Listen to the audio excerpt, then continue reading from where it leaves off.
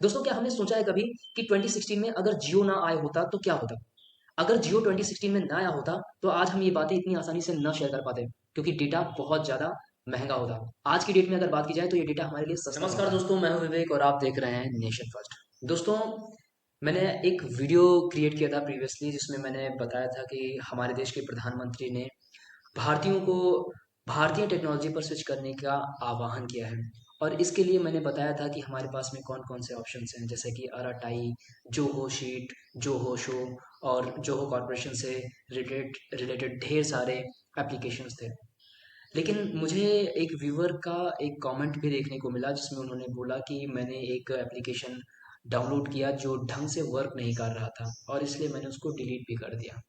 तो मैंने सोचा ये एक ऐसा कंसर्न है जिस पर मुझको वीडियो बनाना चाहिए।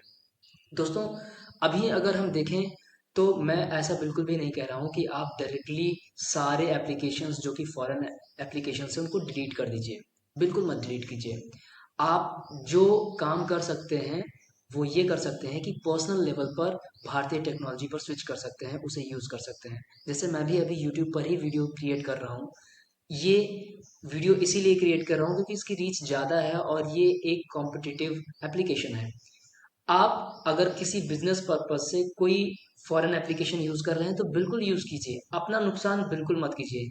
लेकिन हम भारतीय टेक्नोलॉजी के लिए जो कर सकते हैं वो ये कर सकते हैं कि उन्हें एटलीस्ट पर्सनल लेवल पर यूज़ कर सकते हैं। अभी रिसेंटली ढेर सारे ऐसे बातें थी जिसे जोहो कॉर्पोरेशन के हेड श्रीधर वेम्बू जी ने बताया है। जो कुछ मिसकंसेप्शंस थे उनके बारे में बताया। इन्होंने बताया कि भारतीय प्रोडक्ट जो है वो सारे इंडिया में ही डेवलप हो रहे हैं। हमारा जो ग्लोबल हेडक्वार्टर है वो चेन्नई में है। और इन्होंने ये भी बताया कि करीब 80 देशों में इनका प्रेजेंस है। करीब करीब 18 डेटा सेंटर्स हैं ग्लोबली। जिस देश में ये काम करते हैं, प्रयास ये रहता है कि वहाँ का डेटा उसी देश में सुरक्षित रहे। तो इसलिए ये ग्लोबली बहुत ही अच्छा एप्लीकेशन है। ये जो कॉर्पोरेशन है ये बहुत ही अच्छा काम कर रहे हैं। ये ना सिर्फ भारतीयों के लिए अच्छा है बल्कि ग्लोबली सबके लिए अच्छा है। फिलहाल अगर बात की जाए कि अगर हम भारतीय टेक्नोलॉजी पर स्विच करेंगे तो उससे हमारे देश को क्या बेनिफिट होगा। दोस्तों, अगर बात की जाए व्हाट्सएप की, फेसबुक की या यूट्यूब की, करीब मैं 10 साल से व्हाट्सएप को यूज़ कर रहा हूँ दोस्तों। और ना जाने कितने अपडेट्स आए हैं। अगर देखा जाए तो क्या व्हाट्सएप 10 साल पहले वैसा ही था जैसा आज है? जी नहीं। तब इसमें कम फीचर्स थे, आज इसके ज़्यादा फीचर्स हैं। आज ये कॉम्पिटिटिव पोजीशन पे है। इसलिए मैं ऐसा कहता हूँ कि आज अगर हम अपनी टेक्नोलॉजी को यूज़ करेंगे, अपनी टेक्नोलॉजी को हम हेल्प करेंगे, तो फिर हमें हमारी टेक्नोलॉजी आगे चल करके बहुत ज़्यादा बेनिफिशियल होगी। दोस्तों, क्या हमने सोचा है कभी कि 2016 में अगर जियो ना आया होता तो क्या होता? अगर जियो 2016 में ना आया होता तो आज हम ये बातें इतनी आसानी से ना शेयर कर पाते, क्योंकि डेटा बहुत ज़्यादा महंगा होता। आज की डेट में अगर बात की जाए तो ये डेटा हमारे लिए सस्ता पड़ता है। और पूरी दुनिया में हम सबसे अच्छे से डेटा कंज्यूम कर पा रहे हैं और ढेर सारी चीज़ें बहुत ही आसान हो गई हैं, सरल हो गई हैं।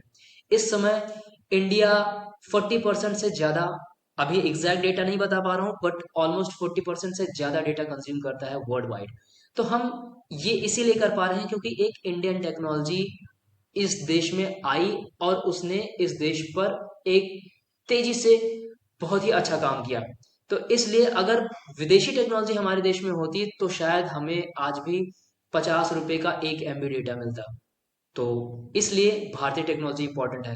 दोस्तों, अगर बात की जाए आत्मनिर्भरता क्यों इंपॉर्टेंट है, तो क्या आज के 4-5 साल पहले हमें पता था कि वो यूक्रेन जो हमारे देश को वेपन सप्लाई करता है उसकी ये हालत हो जाएगी कि वो आज अमेरिका और यूरोप से वेपन खरीदता फिरेगा?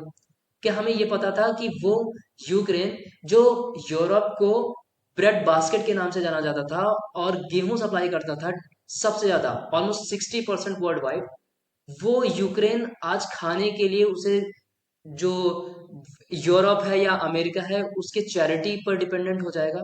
ऐसा किसी को मालूम नहीं था। किसी को नहीं मालूम था कि बांग्लादेश में अचानक से तख्ता पलट होगा और वहां की कंडीशन ये होगी। जब कोई देश आत्मनिर्भर होता है, वहाँ की पॉलिसी वहाँ की गवर्नमेंट निर्धारित करती है, तब वो पॉलिसी उस देश की भलाई के लिए होती है। जब वो देश आत्मनिर्भर नहीं होता है, तो फिर विदेशी फंडिंग से उस देश में ढेर सारे बदलाव होते हैं और उसका फ़ायदा वहाँ के नागरिकों को बिल्कुल भी नहीं होता है। किसे पता था दोस्तों कि जनजी प्रोटेस्ट जो हो रहा है वो इतने भयंकर तरीके से होगा कि नेपाल की संसद को नेपाल के ही लोग आग लगा देंगे, वहां के घरों को आग लगा देंगे, वहां के नागरिकों को, वहां के जो पॉलिसी मेकर्स थे प्रीवियस के, उनको जला के मारने की कोशिश करेंगे। उन्होंने अपनी कारों, अपनी गाड़ियों को आग लगा दिया, अपने नागरिकों को नुकसान पहुंचाया। तो क्या ये ऑर्गेनिक प्रोटेस्ट हो सकता है? जी नहीं, ये स्पॉन्सर्ड था, विदेशी तरीके से स्पॉन्सर्ड था। दोस्तों, जब कोई विदेश हस्तक्षेप करता है किसी देश में, तो वो हस्तक्षेप इस तरीके से होता है कि वो किसी को स्पेयर नहीं करते हैं, चाहे महिलाएं हों, चाहे बच्चे हों, चाहे बूढ़े हों, कोई भी हों। और इसलिए जब ऐसी कंडीशन आती है तो ही पता चलता है कि हमारी पॉलिसीज हमारे लिए बेनिफिशियल हों, और इसलिए हमारा देश आत्मनिर्भर हो, ये बहुत इंपॉर्टेंट है।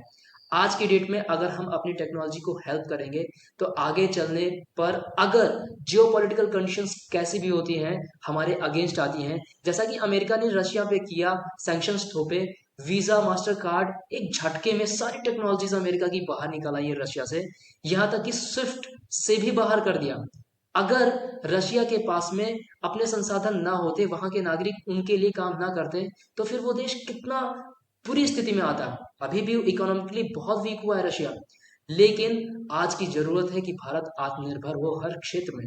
वरना फिर जिस तरीके से 50% का टैरिफ लगा है, उस तरीके से ढेर सारे अलग तरीके भी हैं अमेरिका के पास या किसी अन्य देश के पास, जो हमारे देश के खिलाफ यूज कर सकता है।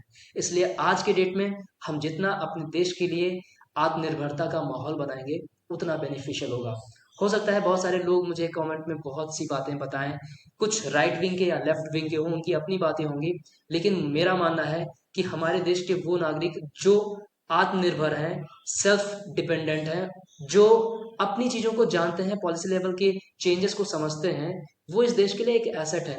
लेकिन अगर कोई ऐसी मानसिकता के लोग अगर बढ़ते जाएं जो आतंकवादी गतिविधियों में संलिप्त हों, अपराधी मानसिकता के हों, तो वही लोग हमारे देश के लिए बोझ बन जाएंगे।